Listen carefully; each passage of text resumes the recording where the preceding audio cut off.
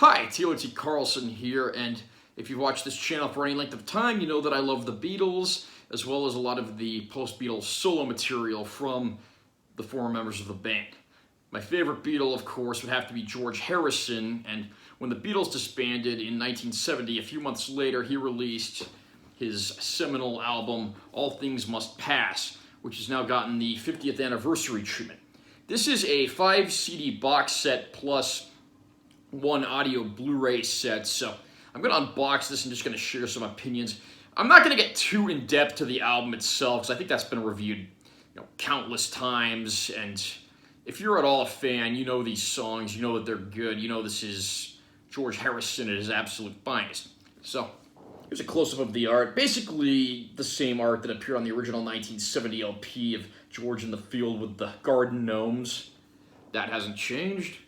And then on the sides, you got the name of the album as well as 50th anniversary. Got your barcode and legal info on the bottom there.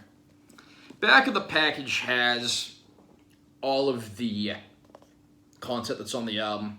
Discs 1 and 2, of course, represent the original 1970 album. Discs 3, 4, and 5 are assorted outtakes, demos, jams, and so forth. And there's a lot of unreleased material here. And then the Blu-ray audio is just, pretty much audio only aside from the menus, and that's the complete original album.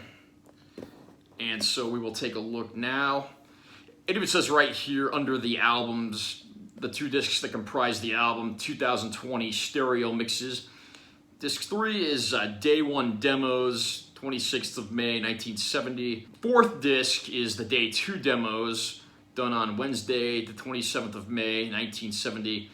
And then the fifth and final disc is Session Outtakes and Jams, and that's from Thursday, the 20th of May, 1970, to Wednesday, the 7th of October, 1970.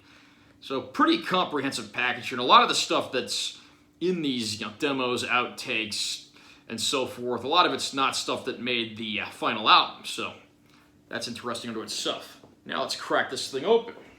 Here's a look at the inner cover, which just has a list of some of the musicians that contributed to the album, as well as the original track listing for the album, divided into sides as it appeared on the original 1970 LP version.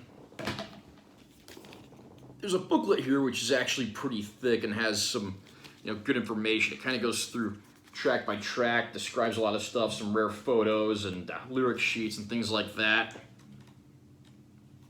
And then even when you get past that stuff, there's a few other little things. Great photo of him with his son Danny here in the back.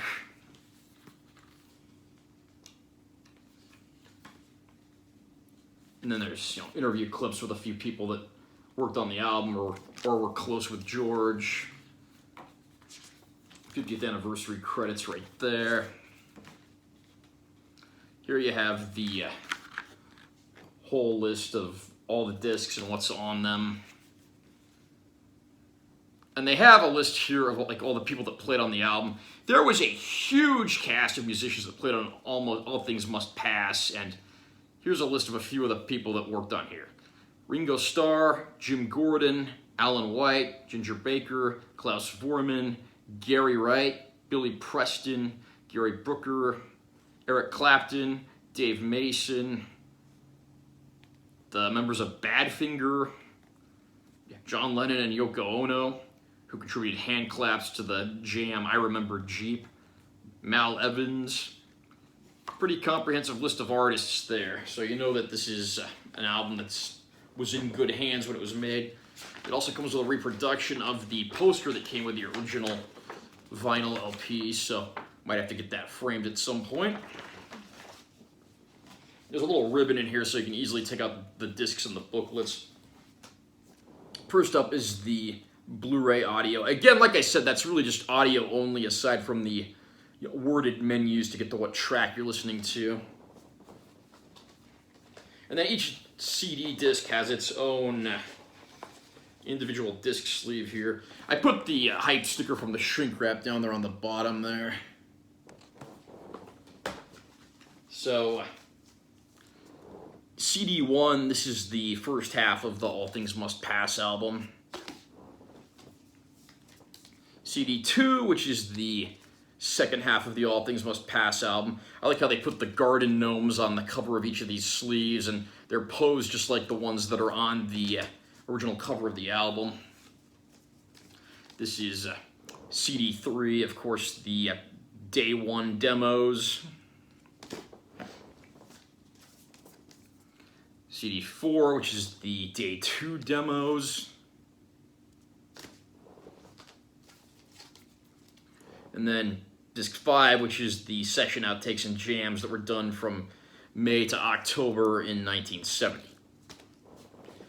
Well, as you know, I'm definitely a George Harrison fan, so when I heard that All Things Must Pass was getting the remastered treatment and a bunch of unreleased demos and bonus stuff, I definitely didn't want to pass up the opportunity to pick it up.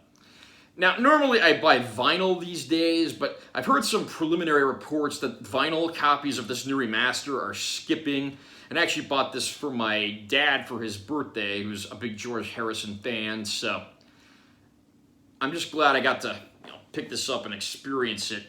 The album itself is a seminal classic, no questions asked. My Sweet Lord and What Is Life are two of George's biggest hits, and you got things as well like, Isn't It a Pity, Wah Wah, I'd Have You Anytime, If Not For You, Beware of Darkness, Apple Scruffs, Art of Dying, and of course the title track. When this originally came out on vinyl, it was a triple vinyl set. And of course it closes out with several jams. It's a little overlong and overindulgent, but I think that just makes me like the album even more.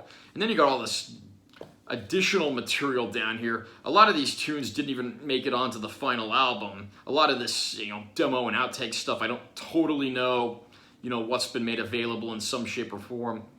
But then you go down the list, and a lot of these demos are really nice because you get the songs like really stripped down long before Phil Spector put his touches on them. And it's interesting to hear them that way before all of that went down.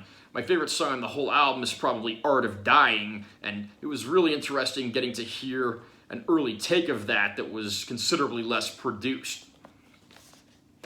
And the audio Blu-ray included, of course the audio sounds very good, but it's also like, I wish they'd done a little more than just had text and the songs play. I mean, couldn't they have had photo montages or something on there? Even a little behind the scenes featurette would have been better than nothing.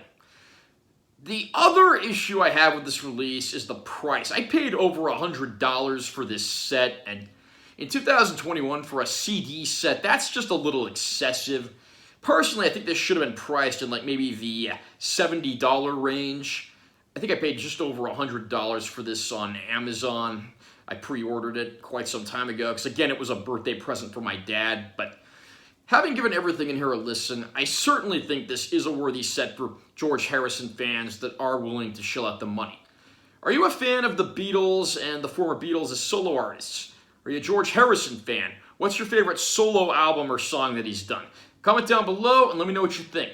Also, remember to subscribe to this channel for more content because I'm always posting new videos.